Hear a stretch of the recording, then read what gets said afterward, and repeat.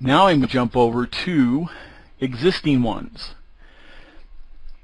because there's no way I can write these the way they've been written.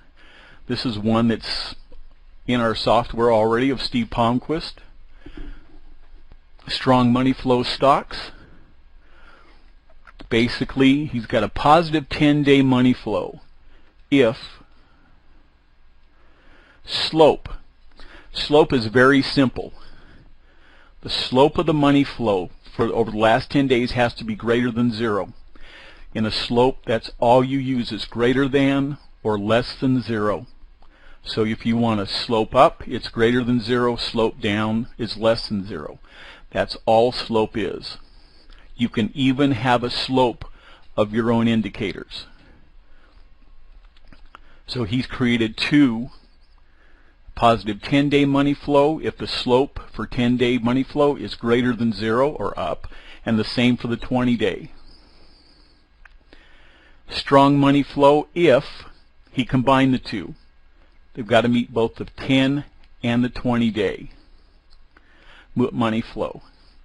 Now, one thing, if I'm right, if I'm wrong, I'm going to hear about it. On the slope, it's point A to point B. So there can be a downward trend in the middle of the 10 days. But the slope just has to be positive for the 10 days. That's point A to point B only. So if you pull up a slope and you see it's kind of shark tooth or whatever you call it, it's the 10 days is up over the first day. So I just want to clarify slope on that. So he's combined the two together here, and then he's created new money flow highs. He's got today's money flow is greater than the value of the money flow 10 days ago. Remember that value only produces the money flow 10 days ago. So that's how the slope works. So he's got new money flows high if today's money flow is greater than the money flow 10 days ago, not an average of any kind, just the pure value. And then he wants the value of the money flow 5 days ago greater than 15 days ago. And he's combining this, the money flow today greater than the money flow 30 days ago. He's using value all the way through, not slope or averages or anything. Now he's created his all works, as I call it. This combines the best of the worlds up here. Strong money flow if strong MF, so it's got to be it has to meet this criteria. And new money flow highs, which is this one. And he wants a volume exponentially smooth average greater than 2,000. Everything we type with volume is times 100, so that's 200,000. And I'm going to go ahead, I believe I'm going to set this up just for the S&P 500.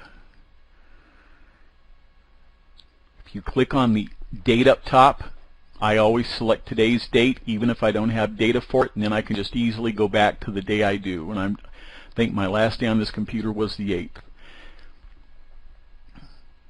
And I'm going to go ahead and hit run single because I've only got the one report. This should only take a few seconds here.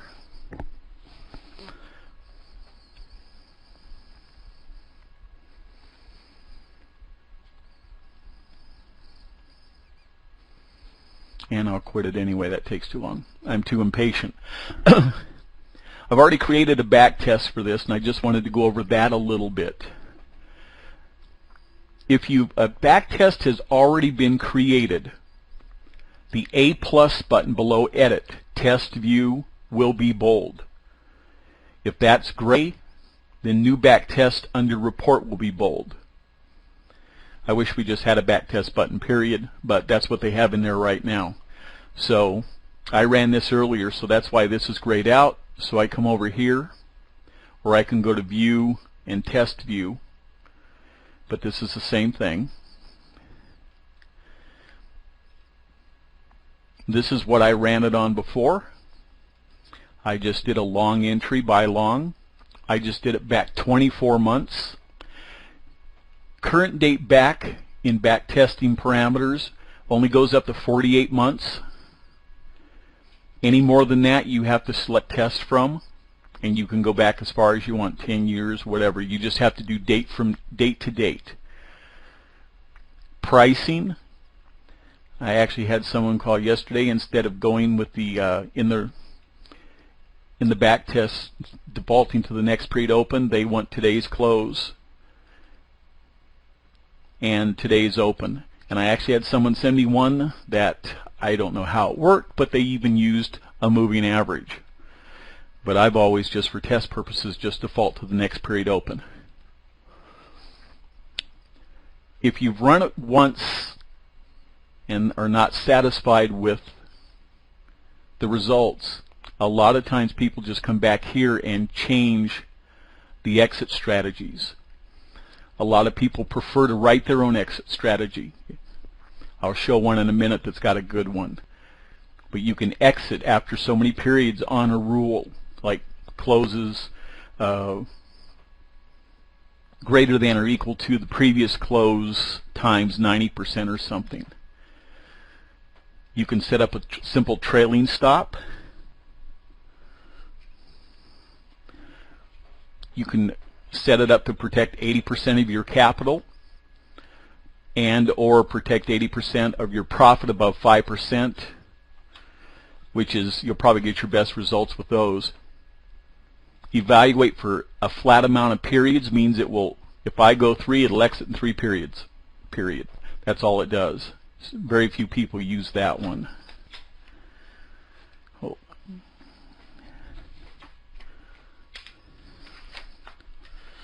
I just want to look at something here. The trailing stop, I just wanted to explain. It specifies how much you'll allow the value of the position to drop from the maximum value.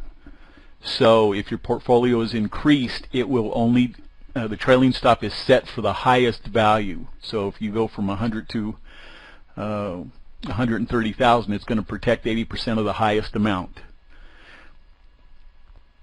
And when I click OK, it's going to run this again. And I didn't change any criteria. So I'm just going to cancel that.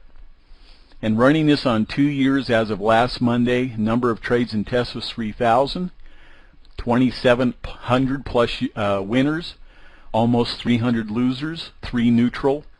It'll go average periods per trade, give you the average drawdown, profit and loss, your probability for the winners and losers, the return on your investment compared to the SPX. And you can change that if you want. We just have it preset for the S&P 500. Your reward to risk ratio, and it just tells you basic summary when you started and ended it. Just a story, a war story out of school. I had one user that signed up for 30 days, and his sole goal was to go through every strategy in here and back test it to find the best ones. He's still with us. I haven't talked to him. But that's all he did, was come in here and look at the backtest results.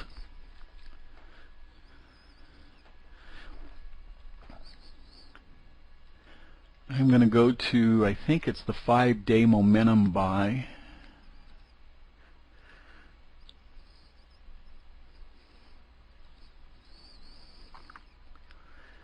This is one I backtested also, and I just wanted to bring this one up. I selected buy long. This is a really tight rule. It says here the ADX must be 35 or higher, and the plus DI has got to be greater than the minus DI. The stocks have to close under 50. The stochastic must be 40 and under. Tomorrow's buy 1/16 above today's high, and you'll buy the next day. So I back tested on this one. I'm going back to the A+. Had in 2 years only 753 trades, and there's the winners and losers. A lot of people just jump to the reward to risk ratio and the return on the investment. But what I wanted to bring up here is he actually wrote, and what he used for he entered with the buy long. He had 24 months checked. He defaulted on the position opening prices instead of creating his own, but after 1 day, he exited on a rule he created called all bad. And this is very common with a lot of people. Instead of just letting the figures get you out of it. And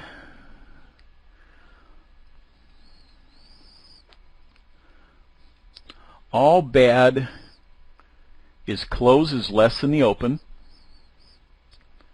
or the close is greater than the value of yesterday's close, and the value of yesterday's close is greater than the value of the previous day's close. So it had to be all bad was either one or the other, and that's what he ran his exit on.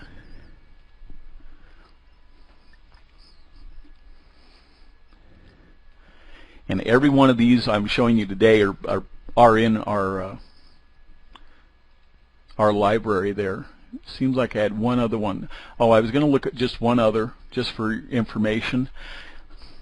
I had 2 people ask me about this week, so I thought I'd bring it up. It's just up 20% on a double average volume. They created a rate of change 5. A lot of people look at the rate of change. Is the close minus the value of the close 5 days ago, just a set value, divided by the close 5 days ago times 100. Then they created 2 simple average for the volume. One 5 days ago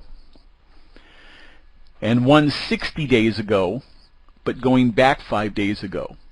So when you have an average volume, this one here will file 5 days ago from today's date. This one will go back 60 days ago, but starting 5 days ago on the 4th. So that's why he's got a comma 60, comma 5. So he's going back 60 days, 5 days ago, starting 5 days ago. And he just created a simple formula, up 20% or double average. If the rate of change 5 is greater than or equal to 20 and the average volume 5 is greater than or equal to the average volume 60 times 2. And over 2 years there's only 50 trades, 42 winners and 8 losers. Annual ROI 21.6 and reward to risk ratio is 1.6.